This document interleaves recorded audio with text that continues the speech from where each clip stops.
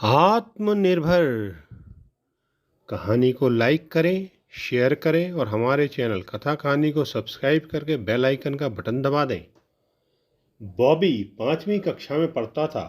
उसके माता पिता का निधन हो गया था, इसलिए वह हर चीज़ के लिए अपनी दादी पर निर्भर था।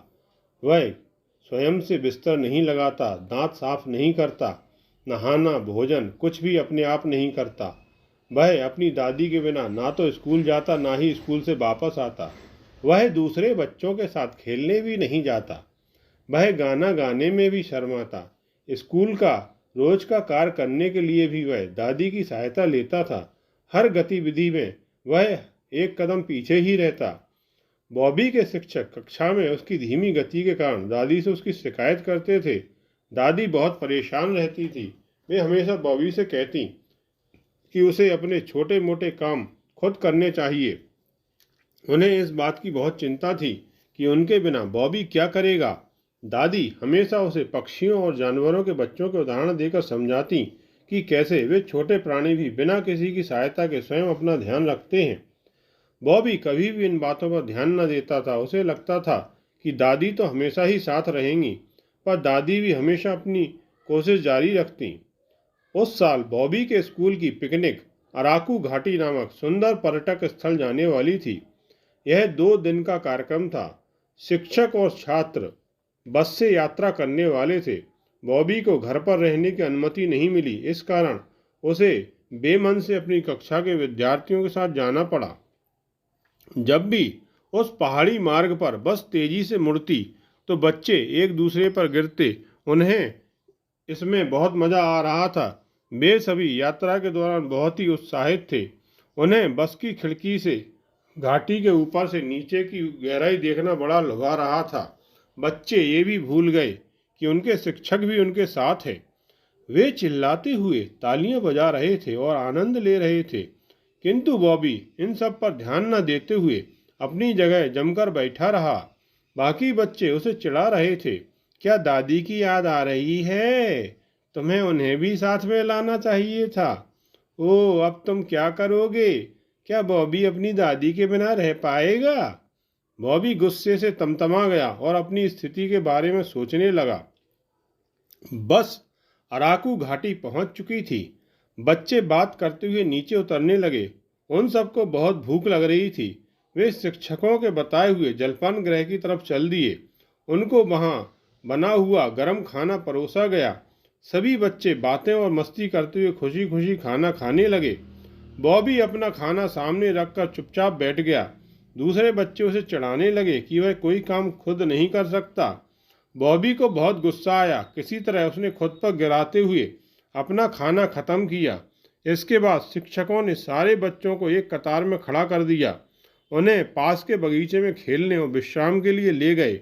उन्हें पास के बगीचे और संग्रहालय में ले जाया गया, जिससे उन्हें वनवासी संस्कृति और सभ्यता का ज्ञान मिल सके। जल्द ही दोपहर के भोजन का समय हो गया और दूसरे बच्चों ने बॉबी की समस्या देखी। उन्होंने उसे समझाया कि किस तरह खाना खाना चाहिए।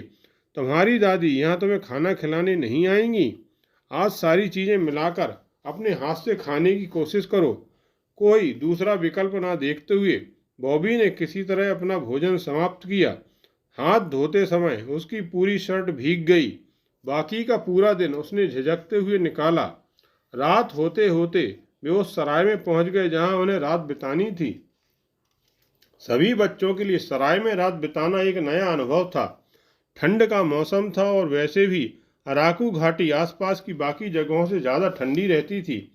सभी बच्चे अपनी अपनी रजाइयों के अंदर घुसकर दुबक कर सो गए। सुबह होने पर बॉबी की समस्याएं फिर शुरू हो गईं। जैसे ही उसने दांत साफ करने के लिए ब्रश निकाला, उसे अपनी दादी की याद आ गई। किसी तरह उसने अपने दांत साफ किए। उसने बाकी बच्चों की तरह स्नान भी कर लिया। इस बार नाश्ता करते हुए भी उसने सावधानी बरती। दूसरे बच्चों ने बॉबी की तरफ देखा नहीं। इससे भी उसे सहायता मिली। वह सचेत नहीं हुआ। तब तक उनकी बस आ चुकी थी। सारे बच्चे बस में बैठ गए। वे पास के जलप्रपात देखने गए। थोड़ी ही देर में बस झरनों के पास पहुंच गई। गोस्थानी नदी एक समतल चट्टान पर बहते हुए इस तरह खाई में गिर रही थी कि एक बहुत सुंदर झरना बन रहा था।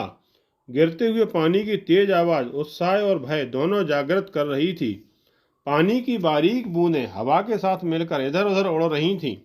जब ठंडी नम हवा बच्चों को छूती तो वे और भी खुश हो जाते। बॉबी को भी इसमें बहुत मज़ा आया। अब उसे भी बाकी बच्चों की तरह आनंद आने लगा। बॉबी कभी अकेले घर से दूर नहीं गया था। उसे एहसास हुआ कि यह यात्रा उसके लिए बहुत ही अद्भुत अनुभव है। वापसी में उन्हें पहाड़ियों पर बहुत सारे बंदर दिखे। इतनी पास से इतने सारे बंदर देखकर बच्चे उत्साह से झूम उठे। रास्ते में वे लोग बोर्रा की गुफाएं देखने गए। गुफा के भीतर उन्हें भय, आश्चर्य और आनंद सभी का एहसास हुआ। ये गुफाएं बहुत ही विशाल थीं।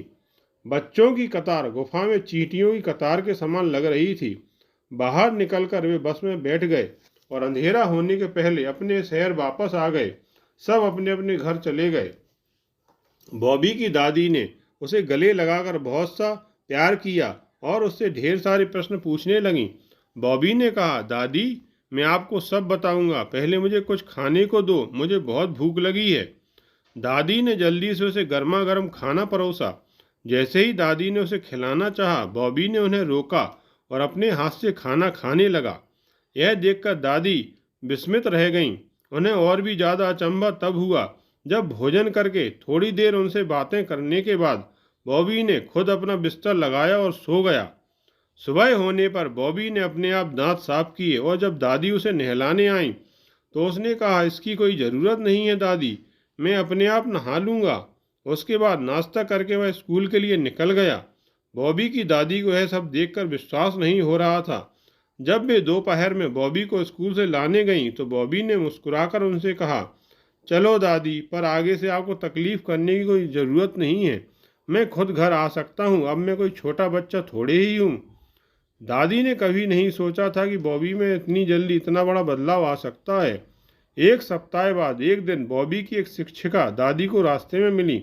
उन्होंने दादी से कहा, आपका बॉबी तो बिल्कुल बदल गया है। अराकू घाटी वाली यात्रा ने उसे बहुत बदल दिया है। अब आपको उसकी चिंता करने की कोई ज़रूरत नहीं है। दूसरे बच्चों को देखकर उसने इतनी सारी चीज़ें सीखी। बॉबी मंदबुद्धि नहीं है, वह केवल शर्मीला और आलसी था। यात्रा के दौरान मजबूरन उसे बाकी बच्चों की तरह सब कुछ स्वयं करना पड़ा और इससे अब वह आत्मनिर्भर हो गया है। बॉबी की दादी के चेहरे पर चमक आ गई। वे बहुत खुश थीं कि अब उनका पोता आराम से अपना जीवन निर्वाह कर लेगा। आपने यह कहानी ध्यानपूर्वक सुनी, इसके लिए धन्यवाद। आपको यह कहानी कैसी लगी कृपया कमेंट बॉक्स में जाकर लिखें।